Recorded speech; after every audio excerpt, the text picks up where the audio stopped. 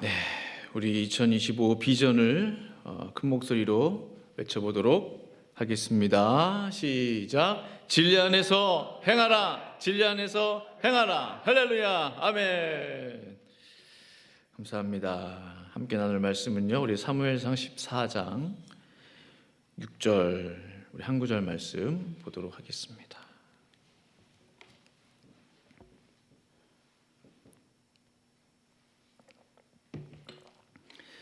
사무엘상 우리 14장 6절 우리 한 구절 말씀. 네. 우리 한 구절이니까 두 번 같이 한 목소리를 합독해서 읽도록 하겠습니다. 같이 읽습니다. 시작. 요나단이 자기의 무기를 든 소년에게 이르되 우리가 이 할례 받지 않은 자들에게로 건너가자. 여호와께서 우리를 위하여 일하실까 하노라. 여호와의 구원은 사람이 많고 적음에 달리지 아니하였느니라. 요나단이 자기의 무기를 든 소년에게 이르되 우리가 이 할례 받지 않은 자들에게로 건너가자. 여호와께서 우리를 위하여 일하실까 하노라. 여호와의 구원은 사람이 많고 적음에 달리지 아니하였느니라. 아멘. 제가 한 번 더 기도하겠습니다. 하나님 아버지, 시간 주의 말씀을 듣고자 합니다. 전하는 자나 듣는 자나 서로 간에 은혜의 시간 되게 하시고 성령께서 끝까지 붙드시고 역사하시고 충만함으로 은혜 베풀어 주시옵소서. 예수님의 이름으로 간절히 기도합니다. 아멘. 사람을 두려워 말고 주를 경외하라 라는 제목으로 하나님 말씀 증거하기 원합니다. 제가 어릴 때 미국 NBA 농구의 인기가 정말 최절정에 다다랐어요. 가장 인기 있는 선수는 마이클 조던이었습니다. 아마 아실 텐데요. 모르시는 분 없으실 거예요. 한국뿐만 아니라 전 세계적으로 인기가 있었던 선수입니다. 그래서 농구 좀 하는 친구들은 마이클 조던 그 농구화 다 신고 다니면서 흉내내고 그 옷도 사서 입고. 마이클 조던의 별명은 농구의 신인데요, 농구계의 1인자입니다. 당시 농구 역사상 세계 최강팀이라 꼽을 수 있는 시카고 불스. 그 시카고 불스에서 뛰었던 선수들이 다 이제 스타들이죠. 스타급 선수들인데 마이클 조던의 압도적인 그 존재감 때문에 그 1인자의 자리에 오를 수 없었던 선수가 한 명 있었어요. 그 스카리 피펜이라고, 스코티 피펜 이제 물론 그렇게 부르는데, 피펜은 득점, 리바운드, 어시스트, 수비 등등등 전 포지션에서 가장 뛰어난 활약을 했던 선수 중 하나였습니다. 전혀 마이클 조던에 비해서 정말 그 실력이 부족함이 없었던 그런 선수였어요. 근데 항상 그 이제 1인자의 자리 때문에 그 그림자처럼 지냈던, 2인자 신세를 면치 못했던 그런 사람입니다. 많은 사람들이 말하기를 2인자 피펜이 없었다면 1인자 마이클 조던도 존재할 수 없었다라고 이야기합니다. 그 마이클 조던의 그림자라는 이제 별명이 있었는데, 뛰어난 조력자인 피펜이 있었기 때문에 마이클 조던의 존재가 가능했다라는 거죠. 뭐 우리나라 이제 그 정계로 치면은 이제 그 옛날 김종필 이제 우리 국무총리, 박정희 시대 때부터 김대중 시대에 이르기까지, 그래서 국가의 이제 주 요직은 다 맡았는데 하나만 못 해봤잖아요. 대통령만 못 해봤잖아요. 그래서 대표적인 그 2인자라고 이제 일컫는 분이 이제 김종필 국무총리라고 합니다. 왜 1인자, 2인자 이야기를 할까요? 성경에도 2인자가 존재해요. 그가 바로 오늘 성경의 요나단입니다. 저는 이 요나단을 보면서 하나님 나라에서 결코 그는 2인자가 아니다, 하나님 나라에서만큼은 그는 1인자다 라는 생각을 하게 됐어요. 마땅히 그 아버지 사울 왕의 뒤를 이어서 이스라엘의 2인자, 그러니까 이스라엘의 2대 왕이 되어야만 했어요. 그런데 하나님의 계획과 하나님의 뜻은 알 수 없죠. 하나님이 점 찍어 둔 사람은 다윗이었어요. 다윗이 이스라엘의 이대왕. 그러니까 왕조도 바뀌는 거예요. 사울 왕조에서 다윗 왕조로 이제 바뀌게 되었는데, 쉽지 않은 결정이죠. 그래서 요나단은 사실은 이제 다윗을 만날 때부터 내가 아니고 네가 이스라엘의 왕이 될 것이다. 내가 아니고 네가 왕이 되어야 된다. 다윗, 네가 하나님의 기름 부은 왕이다. 참 자기보다 한참 나이가 어린 다윗을 그렇게 벌써 그때부터 조력자 역할을 했던 사람이 바로 요나단입니다. 요나단의 아버지 사울 왕이 이스라엘의 일대 왕이 됐을 때 이스라엘의 국방력은 참으로 형편이 없었어요. 쓸만한 무기조차 제대로 있지 않았어요. 블레셋이 15만 명이 넘는 병력을 이끌고 이스라엘을 침공했을 때 당시 3만이나 되는 이제 그 전차 부대가 있었어요. 쉽게 말하면 이제 병거가 있었어요. 근데 마병이 6천이 넘었어요. 그러니까 일반 병사까지 하면은 정말 바닷가에 모래와 같이 많았다고 그랬어요. 그들 손에 다 무기가 하나씩 들려 있었어요. 엄청난 병력이죠. 국방력이죠. 당시 이스라엘은 어떻습니까? 사울 왕과 왕자인 요나단에게만 칼과 창이 있었다라고 합니다. 그 나머지 그러면은 병사들은 무슨 무기를 가지고 나라를 지켰단 말이에요? 22절에 싸우는 날에 사울과 요나단과 함께한 백성의 손에는 칼이나 창이 없고 오직 사울과 그의 아들 요나단에게만 있었더라 했습니다. 놀라운 것은요, 정말 이 나라에 참으로 부끄러워요. 칼이나 창이 아무도 없고 왕하고 왕자에만 칼이 있었는데 전쟁을 하게 된 건데, 놀라운 것은 지금부터예요. 이런 상황 속에서 아무도 전쟁을 하려 하지도 않고 그냥 가만히 있었던 그때 사울의 아들 요나단은요, 형편없는 자국의 국방력으로 인해서 실망하지 않고 그렇다고 포기하지도 않고 자기의 무기를 들어주는 그 한 사람 소년이 있었다고 그랬어요. 그가 병사인지 소년인지 모르겠어요. 하여튼 조수인지 그 소년과 함께 적진으로 뛰어 들어갑니다. 아무도 모르게. 아버지에게 말도 안 하고요. 블레셋 군대가 있는 지역으로 몰래 침투하게 돼요. 사람은 둘인데 무기 하나 가지고 전쟁하러 지금 가고 있는 이 모습을 한번 상상해 보세요. 제가 아무리 생각을 해도 이건 정말 말도 안 되는 거예요. 무슨 생각으로, 도대체 무슨 정신으로 소년 하나 데리고 무기 하나 들고 블레셋과 싸우러 갔단 말입니까? 6절 말씀 보시면, 그럼에도 불구하고 지금 요나단이 자기 무기를 든 소년에게 말하는 거예요. 오늘 본문이죠. 요나단이 자기의 무기를 든 소년에게 이르되 우리가 이 할례 받지 않은 자들에게로 건너가자. 싸우러 가자. 여호와께서 우리를 위하여 일하실까 하노라. 여호와의 구원은 사람이 많고 적음에 달리지 아니하였느니라. 여기서 여호와께서 우리를 위하여 일하실까 하노라, 이것은요 사실 믿음이 없는 말이 아니에요.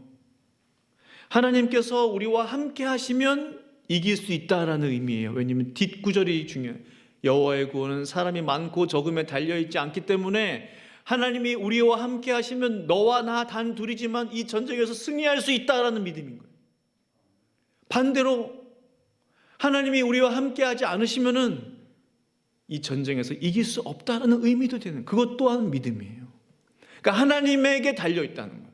이 전쟁이 하나님께 속해 있다는 거예요. 비록 너와 나 단 둘이 전쟁터에 지금 뛰어들었지만 하나님이 우리와 함께 하시면 이길 수 있다.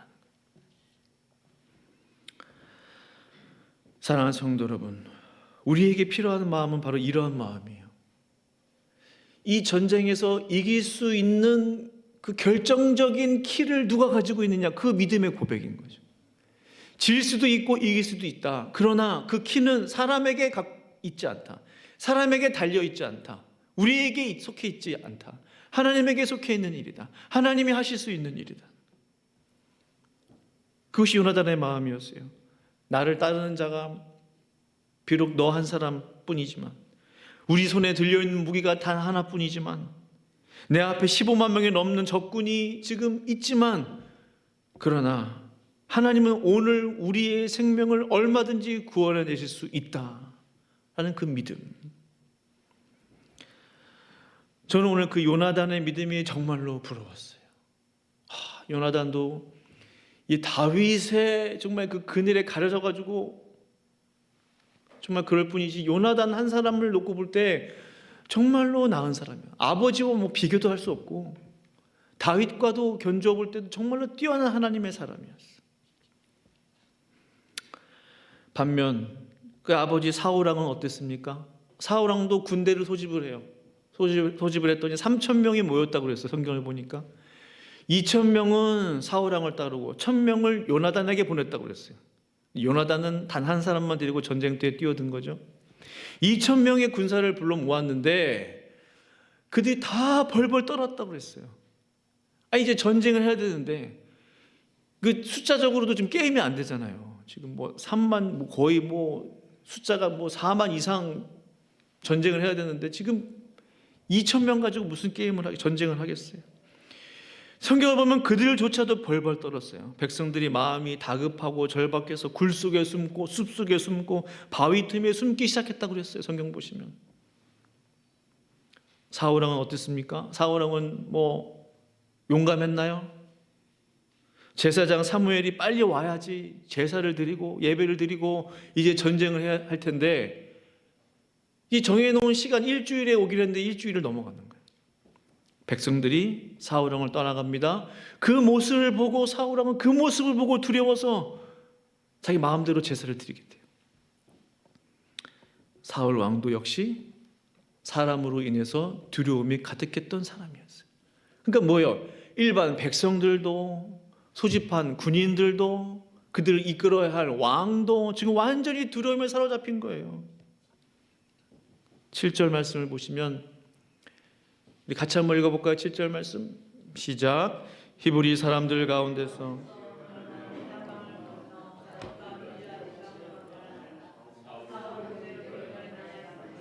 그를 따르는 군인들은 모두 떨고 있었다.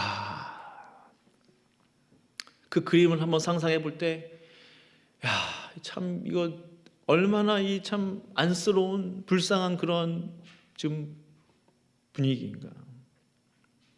그러나 요나단을 다시 한번 생각해 볼 때, 그는 비록 그와 함께한 용사가 단 한 사람밖에 없었을지라도 하나님의 구원은 요나단과 함께 하셨다는 사실이에요. 그가 이제 어떻게 합니까? 요나단이 손과 발로 기어 올라갔고 그 무기를 든 자도 따랐더라. 아주 블레셋 코앞까지 간 거예요. 블레셋 사람들이 요나단 앞에서 엎드려짐에 무기를 든 자가 따라가며 죽였으니 요나단과 그 무기를 든 자가 반나절 가리 땅 안에서 처음으로 쳐 죽인 자가 20명 가량이라. 이게 말이 지금 20명 이게 쉬운 게 아니죠. 왜냐면 무기를 하나 가지고 두 사람이서 싸운다는 게 결코 쉬운 일이 아니에요. 그뿐입니까? 하나님께서 놀랍도록 요나단과 함께 하시는데 15절 말씀 보시면 들에 있는 진영과 모든 백성들이 공포에 떨었고, 백성들이 떨었어요. 그리고 부대와 노략군들도 떨었으며 군대가 떨었어요. 땅도 진동하였으니 이는 큰 떨림이었더라. 아버지 사울왕과 완전히 대조적이에요. 아버지 사울 왕과 군대와 백성들은 떨었어요. 블레셋 때문에. 근데 지금 요나단으로 인해서 들에 있는 백성들이 떨었고 군대가 떨었고 땅이 진동하기 시작했다는 거예요. 단 두 사람 앞에서도 모든 블레셋 백성들을 공포에 떨게 만드신 그 하나님께서 요나단의 군대가 되어 주신 줄로 믿습니다. 요나단의 군대는 하나님이셨어요. 하나님이 친히 요나단의 군대가 되어 주신 거예요. 저는 이런 생각하게 됩니다. 사람의 숫자가 문제가 아니라는 거예요. 다시 한번 제가 계속 이것을 묵상해요. 사람의 숫자가 문제가 아니다. 하나님께서는 단 한 사람 요나단을 통해서도 얼마든지 구원의 역사를 이루실 수가 있는 분이시다. 다시 말하면 사람이 적어서 전쟁에서 패배하는 게 아니다. 한 사람이 용기 있는 자가 없어서 지는 것이다. 이 용기라는 게요, 이게 굉장히 영적인 단어더라고요. 용기. 그냥 사람 무서워하지 않고 두려움 없이 그냥 나서는 이런 차원이 아니에요. 용기는 매우 영적인 단어였어요. 한 사람의 담대한 자가 없었기 때문에 실패하는 거예요. 그 용기와 담대함은 어디서부터 나옵니까? 바로 하나님이 나의 군대가 되어주신다는 믿음으로부터 나오는 줄로 믿습니다. 이런 공식을 우리에게 적용해 봤어요. 그 이민 한인 교회에게 적용해 봤어요. 한인 교회들마다, 이민 교회들마다 지금 어려움이 너무나 지금 많아요. 소리 없는 아우성들이 장난이 아니에요.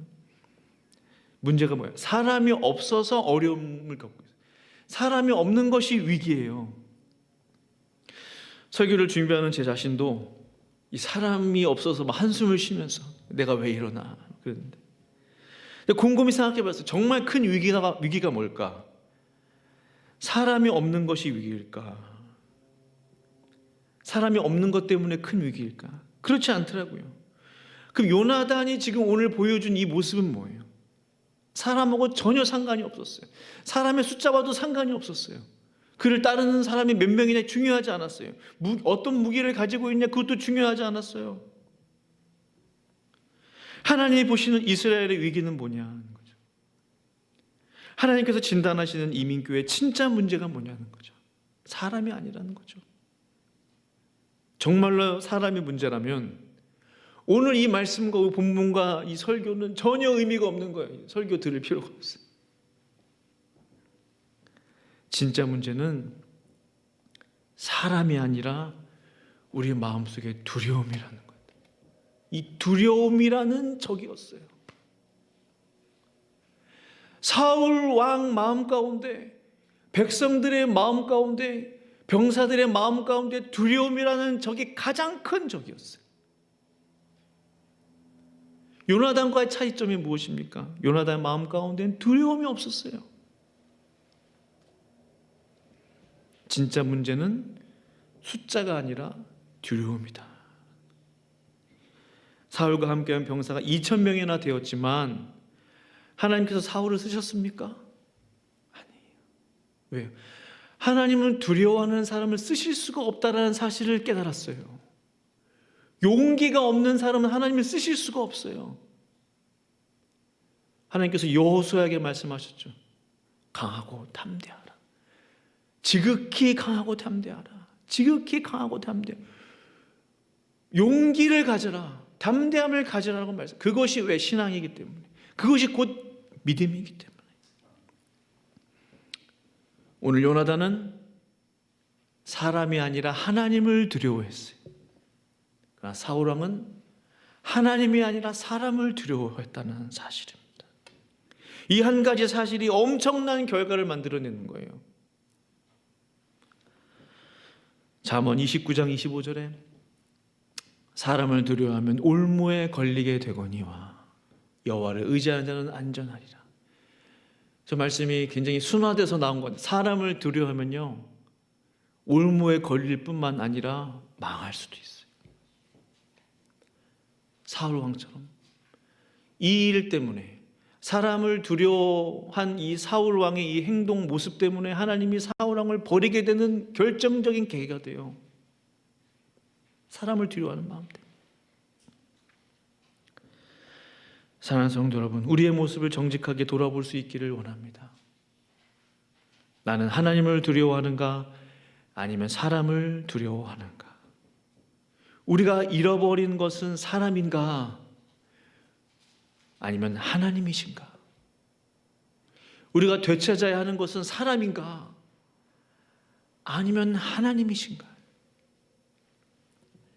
우리가 잘 아는 베드로도 두려움이 많았던 사람이죠.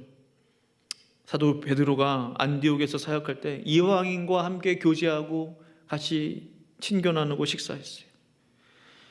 왜냐하면 예수님께서 말씀하셨어요. 환상 가운데 내가 거룩해 한 것을 내가 속되다고 하지 말아라.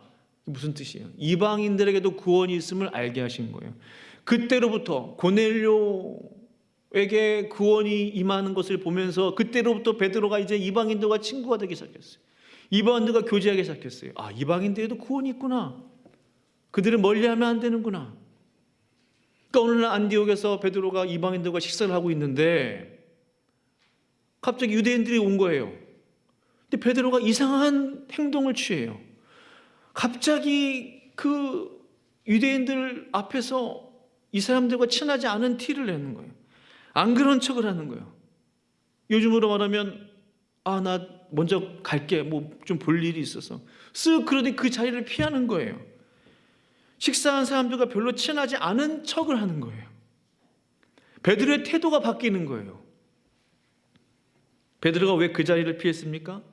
이방인들과 함께 식사하는 것을 본 유대인들이 자신에게 손가락질을 할까 봐, 율법을 어겼다고 손가락질을 받을까 봐 베드로가 그 자리를 피했던 거예요. 근데 이미 베드로는 하나님의 말씀을 받았어요. 어떤 말씀? 이방인들에게도 구원이 있다. 고넬료를 통해서 그걸 확인하게 됐잖아요. 여전히 베드로의 마음 가운데는 마음이 불안한 거예요. 갈라디아서 2장 12절 말씀에 기록되어 있어요. 그것은 게바가 야고보에게서 몇몇 사람이 오기 전에는 이방 사람들과 함께 음식을 먹다가 그들이 오니 할례받은 사람들을 두려워하여 그 자리를 떠나 물러난 일입니다. 이 일에 대해서 바울이요 베드로에게 대놓고 책망해요. 왜? 그 일 때문에 바나바도 시험 들게 되고 그 나머지 사람들도 시험 들게 됐어요. 베드로는 당시 사도였습니다. 하나님의 사람이었어요. 그러나 아직 그가 해결하지 못한 것이 무엇입니까? 사람에 대한 두려움이었어요. 사람에 대한 두려움이에요. 사람에 대한 두려움이 무엇을 만들어냅니까? 위선을 만들어내요. 그 다음 구절들을 보시면 그것 때문에 베드로가 위선자가 됐다고 돼 있어요. 베드로와 함께한 바나바도 위선자가 됐다고 그랬어요. 사람에 대한 두려움은요, 진짜 나의 모습을 감추게 됩니다. 그것이 심하면 항상 다른 사람들의 눈치를 보며 살아가게 돼요. 하나님을 보지 못하게 만들어요. 하나님의 시선이 아니라 사람들의 시선에 더 집중하게 돼요. 그러나 오늘 요나단은요, 위선이 없었어요. 무슨 뜻이냐? 그는 사람의 눈치를 보는 사람이 아니었어요. 대신 하나님의 시선을 보는 사람이었어요. 하나님의 시선에 집중하고 하나님을 참으로 경외하는 요나단. 그 사람은요, 자신의 생명을 걸게 합니다. 그 하나님께. 오늘 요나단은 그 하나님을 두려워했기 때문에 목숨을 걸고 블레셋과 싸울 수 있었던 거예요. 하나님께 모든 것을 걸 수 있었어요. 모든 생명을 걸 수 있었어요. 그에게 사람은 중요하지 않았어요. 블레셋 군대가 몇 명이냐, 무슨 무기를 가지고 있냐, 나를 따르는 자가 몇 명이 누구냐, 그것이 전혀 중요하지 않았어요. 왜? 요나단의 시선은 하나님께만 고정되어 있었기 때문에. 하나님께서 어떻게 하십니까? 결국 사무엘상 14장 23절에 같이 한번 읽어볼까요? 시작. 여호와께서 그날에 아멘, 아멘. 여호와께서 그날에 어떤 날입니까? 요나단이 자신을 따르는 병사와 함께 블레셋을 치고 들어간 바로 그날에 그 두 사람을 통해서 이스라엘의 구원을 허락하여 주신 하나님이십니다. 어제 토요일 새벽 기도 설교 중에 이제 나이 드신 성도님들은 좀 아실 텐데 김익두 목사님 일화를 잠시 제가 나누었었어요. 혹시 아십니까? 김익두 예, 면무하시고 뭐 그 얘기 다 할 수는 없지만요. 여하튼 많은 일들을 겪고 나서 결국 이제 깡패가 된 거잖아요. 예. 술 주정뱅이에 폭력자에 깡패. 그가 장마당에 나타나는 날이면 다 숨기에 바빴다고요. 근데 그 깡패인 김익두를 하나님께서 만나주시고 정말 그를 종 삼아주시고 또한 그에게 능력을 주시고 정말 그 한국 교회의 그 초창기 부흥사로 그를 쓰신 그 하나님의 역사가 너무나 놀라운 거예요. 그래서 기도하는데 개인 기도 시간에 너무나 사모함이 돼요. 하나님 저에게도 그런 능력을 주시옵소서. 너무 사모함이 드는 거예요. 하나님 그런 사람도 하나님께서 부르시고 종으로 삼으시고 능력을 주시고 하나님은 놀라운 성령의 권능을 부어주셨는데 하나님 저에게도 좀 그러한 능력을 주십시오. 한참 간절한 마음으로 기도하는데 제 마음 가운데 질문이 하나 갑자기 떠오르는 거예요. 너는 김익두 목사처럼 순교할 수 있냐? 너는 김익두 목사처럼 목숨을 걸 수 있냐? 왜 그렇습니까? 1950년에 한국 전쟁 중이었잖아요. 그때 이제 서부 서천교회 목회하고 있었을 때 새벽 기도를 딱 마치자마자 북한군이 들어와서 총으로 다 쏴서 성도들과 함께 이제 순교당했거든요. 교회 안에서. 근데 그게 생각이 나는 거예요. 너는 순교할 수 있냐? 이게 좀 동떨어진 것 같잖아요. 근데 동시에 제 안에 깨닫게 됐어요. 이분은요 하나님으로부터 이런 능력과 성령의 권능과 하나님의 기름 부으심이 있었던 이유가 있어요. 왜냐하면 항상 언제라도 하나님이 자기를 부르시면 죽을 각오가 되었던 분이었어요. 하나님 앞에 자신의 목숨을 걸었던 사람이에요. 자신의 생명을 이미 바친 분이었어요. 자신에게 가장 귀한 생명을 바쳤더니 가장 영적인 귀한 것 하나님의 성령의 능력을 그에게 부어줬다는 거예요. 영적인 것에는 영적인 대가가 필요하구나. 구원은 거저였습니다. 사실은 거저가 아니죠. 예수님께서 핏값으로 구원을 주신 거잖아요. 우리는 거저받지만 중요한 것은 영적인 것에 영적인 대가가 치어졌다는 거. 예수님이 하셨듯이 은사도 마찬가지인 거예요. 영적인 축복도 마찬가지였더라고요. 내가 하나님 앞에 나의 가장 귀한 것 생명을 바칠 때 네가 정말로 이것을 위해서 네 목숨과 생명과 인생을 바칠 수 있느냐? 그때 하나님께서 하나님의 가장 귀한 은사와 능력을 부어주시는 거더라고요. 저는 하나님 앞에 하나님 능력을 주세요. 저에게 은사를 주세요. 하나님 저를 사용해 주세요 하고 있는데 가만히 생각해 보니까 제가 하나님 앞에 말로 하나님 저를 죽여주십시오. 죽겠습니다 하지 정말로 하나님 앞에 너 순교할 수 있냐 물어보실 때 예 주님 순교하겠습니다 라고 답이 안 나옵니다. 한 5분 이상 곰곰이 생각해 보다가 제 안에 조그만 소리로 주님 그래도 제 생명 하나님 받기를 원하시면 어떡하겠습니까? 제가 주님 위에 드리겠습니다. 주님 위에 드리겠습니다.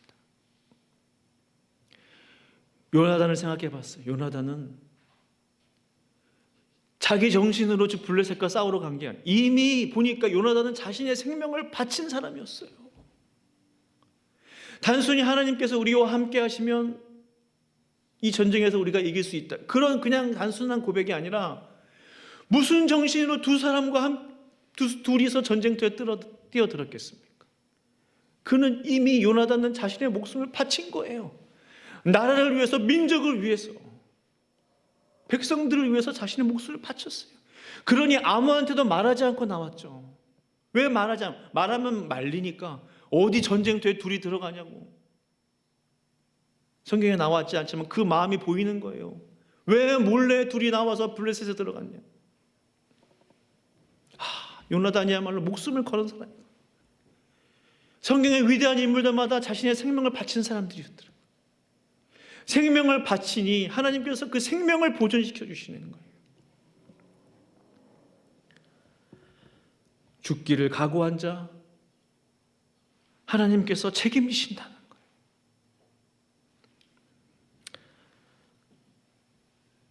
말씀을 마무리하기를 원합니다.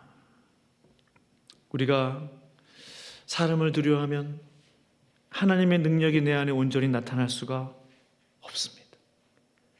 사울 왕과 요나단을 비교해 보니까 그래요. 완전한 비교가 돼요. 사람을 두려워하지 않고 하나님을 두려워하고 그 하나님께 자신의 목숨을 걸고 자신의 발을 띄어 언덕을 오르며 전쟁터에 뛰어드는 그 요나단의 그 모습이 제 마음 가운데 눈에 선해요.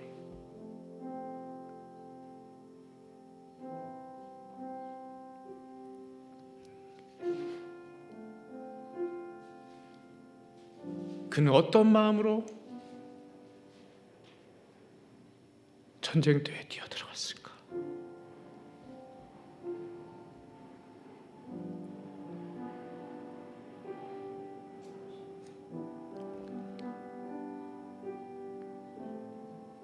그 믿음이 너무나 아름다운 거예요. 그 용기가 너무나 대단한 거예요.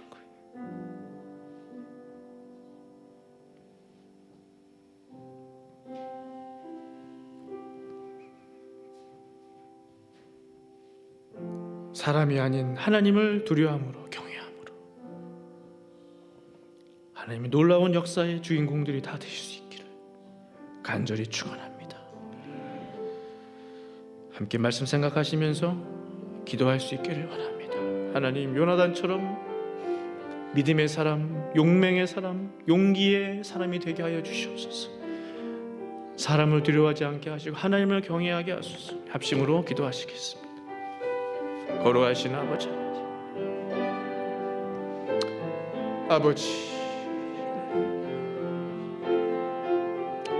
하나님, 오래전 요나단의 그 용맹함과 그 결단과 그 말이 오늘 이 시간 이 시대에도 우리의 귀에 쟁쟁이 들리는 듯합니다. 여호와 구원이 사람에게 속해 있지 않다. 여호와의 구원이 사람의 숫자에 속해 있지 않다. 오늘 우리에게 요나단이 그 메시지를 우리에게 도전하고 있는 것입니다. 여호와의 구원은 사람이 많고 적음에 달리지 아니하였느니라. 지금도 살아 그 메시지가 우리의 귀를 울립니다. 사람을 두려워하지 않게 하시고 하나님을 경외하게 하여 주시옵소서. 하나님을 경외함으로, 하나님을 두려워함으로 나의 모든 것을 걸고 바치게 하여 주시옵소서. 주님 감사합니다. 주여 역사해 주시옵소서. 감사합니다. 주님 감사하며 감사합니다.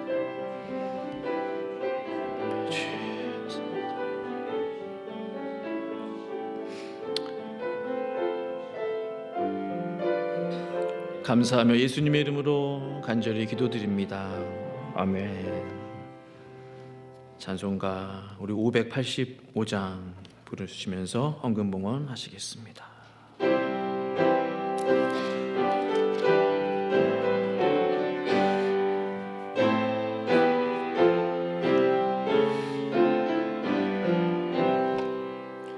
내 주는 강하사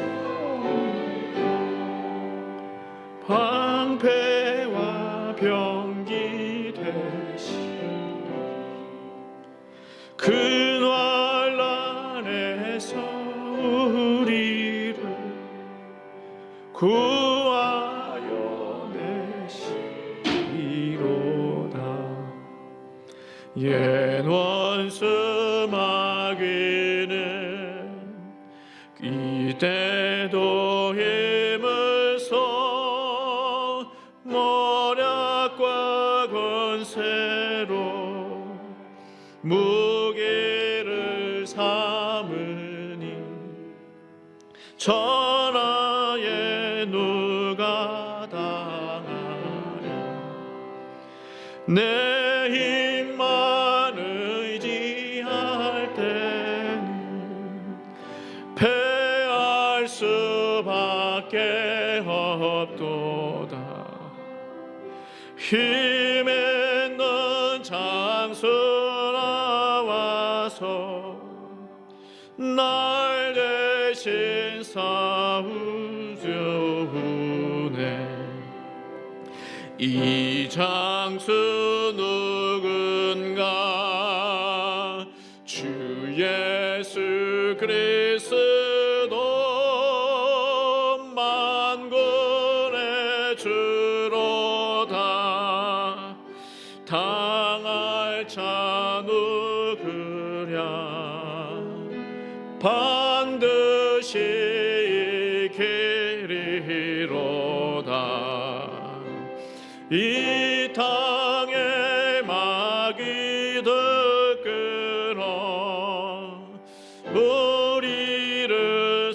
삼키려 하나. 겁내지 말고 섰거라.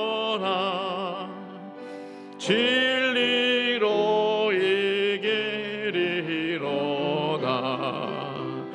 친척과 재물과 명예와 다 빼앗긴데도 진리는 살아서 그 나라 영원하리라.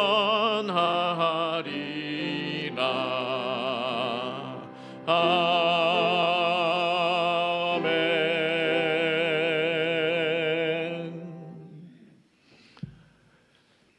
만군의 주 여호와 우리 하나님, 하나님의 위대하심과 강하심과 놀라우심과 역사하심을 다시 한번 찬양합니다. 그 하나님의 은혜에 감사하여 예배드리며 예물 드리고 나아가오니 주님 받아주시고 예물 통하여 역사하여 주시고 주님의 몸된 교회가 하나님의 일들을 마음껏 할 수 있도록 주여 축복하여 주시옵소서. 성도들의 가정과 직장과 사업과 일처를 기억하여 주시고 주 여호와 하나님께서 다스려 주시고 통치하여 주시옵소서. 몸이 좋지 않은 성도들을 기억하여 주시고 주 예수 그리스도의 놀라운 이름으로 회복되는 역사, 치유받는 역사, 고침받는 역사 일어날 수 있도록 역사하여 주시옵소서. 감사드리며 예수님의 이름으로 간절히 기도드립니다. 아멘. 교회 소식을 알려드리겠습니다. 오늘 주일 예배 함께 하신 우리 모든 성도님들 환영하고 축복합니다. 요즘 건강이 좋지 않은 분들이 많이 계신데요. 건강 위해서 계속적으로 같이 기도할 수 있기를 원합니다. 오늘 2부 예배 직후에 이 자리에서 정기 직원회로 모이겠습니다. 예배 마치면 나가시지 마시고 바로 직원회 오래 걸리지 않습니다. 바로 진행할 수 있도록 하도록 하겠습니다.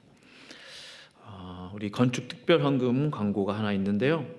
교회 오래된 전기 패널 교체 그리고 몸이 불편하신 분들을 위한 핸디캡 패스웨이를 설치하기 위해서 특별 헌금을 실시하고자 합니다. 마음에 감동이 있으신 분들은 자유롭게 헌금해 주시길 바라고요.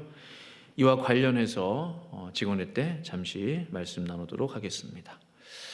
저는 미성대에서 주관하는 목회자 세미나 참석차 다녀오도록 하겠습니다. 주중 모임과 기도회는 쉬도록 하고요. 토요 새벽 기도는 정상적으로 모입니다. 교동정 소식 보시면 출타하신 분들이 계시는데 안전한 시간 여행 되시고 돌아올 수 있기를 원합니다. 중보기도 제목들 보시고 같이 기도해 주시기 바라고 단기 선교가 다가오고 있는데요. 선교 주일은 7월 27일 예정되어 있습니다. 다 같이 일어나셔서 결단의 찬양 부르고 축도함으로 예배를 마치겠습니다.